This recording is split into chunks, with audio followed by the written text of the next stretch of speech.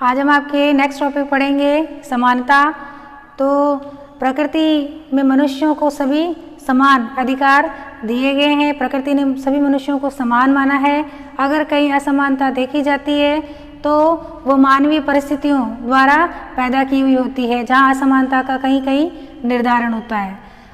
समानता के बारे में अगर पढ़ें तो देखिए अर्थ लिया जाता है इसका, कोई भी व्यक्ति है वो विशेष अधिकारों वाला नहीं हो और सबको उन्नति के समान अवसर प्राप्त हों, उसका अर्थ समानता से लिया जाता है, जिसमें किसी भी ऐसे वर्ग को विशेष अधिकार प्राप्त नहीं होने चाहिए और कोई विशेष वर्ग ऐसा नहीं होना चाहिए जो कि अधिकारों से विहीन हो।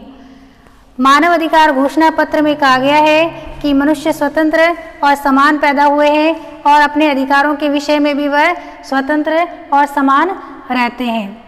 एक और जो आपके अमेरिका स्वतंत्रता का घोषणा पत्र है जो 1776 ईस्वी में प्रकाशित हुआ, उसमें ये कहा गया है कि हम इस सत्य को स्वयं सिद्ध मानते हैं कि प्रकृति ने मनुष्यों को समान उत्पन्न पैदा किया है। प्रकृति ने किसी मनुष्य के साथ कोई भेदभाव है वो नहीं किया है।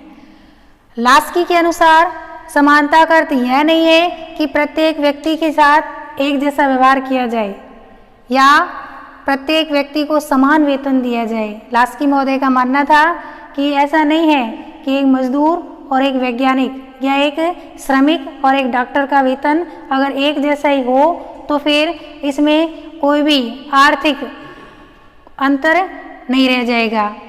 समानता के आधारभूत जो तत्व हैं उसमें पहला है आपके सब लोगों के साथ एक समान व्यवहार हो, फिर विकास के आर्थिक सामाजिक राजनीतिक विकास के सब लोगों को समान अवसर प्राप्त हो, फिर समान आचरण समाज में और राज्य द्वारा सबको समान अवसर प्राप्त हो, मानवीय गरिमा और अधिकारों की रक्षा हो, भेदभाव जाति धर्म लिंग के आधार पर किसी के साथ कोई भेदभाव नहीं हो और सभी लोगों को समान महत्व का समझा जाए। अब हम आपके पढ़ेंगे समानता के प्रकार कितने हैं। जैसे स्वतंत्रता के प्रकार थे वैसे ही समानता के भी प्रकार हैं। समानता का प्रकार है फर्स्ट नागरिक समानता। समाज में नागरिकों को एक समान माना गया है, किसी के साथ सामाजिक राजनीतिक या आर्थिक रूप से कोई भेदभाव नहीं किया गया है। भारत में सभी नागरिक एक समान हैं। राजनीतिक समानता उसमें आप देखिए वयस्क मताधिकार, चुनाव में भाग लेने या राजनीतिक गतिविधियों में भाग लेने की सबको समान अवसर प्राप्त है। सामाजिक समानता का माने तो समाज में सभी वर्ग के लोगों को अपने सामाजिक विकास का समान अवसर प्राप्त है। प्राकृतिक समानता माने तो देखिए प्रकृति ने किसी भी मनुष्य के साथ में कोई भी चाहे प्रभुत्व है चाहे शक्ति है चाहे बुद्धि के आधार पर प्रकृति ने कोई भेदभाव नहीं किया है मनुष्य के साथ, तो प्राकृतिक रूप से सभी व्यक्तियों को समान माना गया है। सांस्कृतिक समानता आर्थिक समानता का अगर हम माने तो अर्थोपार्जन के योग्यता के अनुसार सभी व्यक्तियों को समान अवसर प्राप्त होते हैं और अगर किसी विशेष प्रकार का आरक्षण किन्हीं अल्पसंख्यक या अनुसूचित जाति जनजाति को दिया जाता है तो असमानता प्रदर्शित करने के लिए नहीं बल्कि उस जाति वर्ग को ऊपर उठाने का एक सरकार द्वारा किया गया प्रयास है। फिर सांस्कृतिक समानता तो उसमें प्रत्येक व्यक्ति को अपनी भाषा वेशभूषा लिपि और संस्कृति रीति रिवाज मानने की पूरी स्वतंत्रता है। इसमें किसी प्रकार के साथ कोई भेदभाव किसी व्यक्ति के साथ अपनी संस्कृति को बनाए रखने के लिए नहीं किया गया है। कानूनी समानता तो कानून में भारतीय जो नागरिक हैं उनके लिए समान संरक्षण का प्रावधान है। जो आपके समानता का अधिकार है मूल अधिकार उसमें अनुच्छेद 14 है, उसमें कानून और विधि के समक्ष सभी व्यक्तियों को समान माना गया है।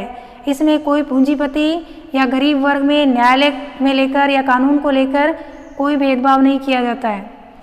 अवसर की समानता तो सभी व्यक्तियों को अपने व्यक्तित्व के विकास के समान अवसर प्रदान किए गए हैं। और एक शिक्षा की समानता का माने तो आप देखिए कोई ऐसा शिक्षण संस्थान नहीं है जहाँ पर किसी गरीब बच्चे को या जाति के आधार पर या धर्म के आधार पर किसी बच्चे को शिक्षा से वंचित रखा जाता है। शिक्षा को सभी बच्चों के लिए समान माना गया है, शिक्षा के अधिकार सबके लिए समान है। अब अगर स्वतंत्रता और समानता, दो टॉपिक थे आपके इस पाठ में, स्वतंत्रता और समानता में संबंध बताएं, तो कई विचारक हैं उनका मानना है कि स्वतंत्रता और समानता एक दूसरे की विरोधी है। उनका मानना था कि अगर सब व्यक्तियों को समान मान लिया जाएगा तो फिर स्वतंत्रता का क्या महत्व रह जाता है, सब व्यक्ति समान ही हैं तो स्वतंत्रता का अधिकार देने की जरूरत ही क्या है। कई विचारकों का मानना था, दूसरा विचार जो आता है उसमें आता है कि स्वतंत्रता और समानता एक दूसरे के पूरक हैं। स्वतंत्रता तभी लागू होती है जब सब व्यक्तियों को एक समान दृष्टि से एक देश में देखा जाए। रूसो समानता के बिना स्वतंत्रता जीवित नहीं रह सकती है। इसमें आपकी जो दूसरा विचार है एक दूसरे के पूरक स्वतंत्रता और समानता, उसमें रूसो का मानना था कि समानता के बिना स्वतंत्रता है उसका महत्व नहीं है। और पोलार्ड महोदय का कहना था कि स्वतंत्रता की समस्या का एकमात्र समाधान है वो समानता में ही निहित है। लॉर्ड डीन का कहना था, हर्बर्ट डीन का, कि स्वतंत्रता में समानता निहित है। स्वतंत्रता तथा समानता में परस्पर कोई द्वंद्व नहीं है। जहाँ समानता का अधिकार लागू होता है वहाँ स्वतंत्रता का अधिकार भी लागू होता है और न ही एक दूसरे से ये अलग है, पृथक भी नहीं है, वरन एक ही आदर्श के दो पहलू या दो तथ्य है। तो स्वतंत्रता और समानता एक दूसरे के पूरक हैं।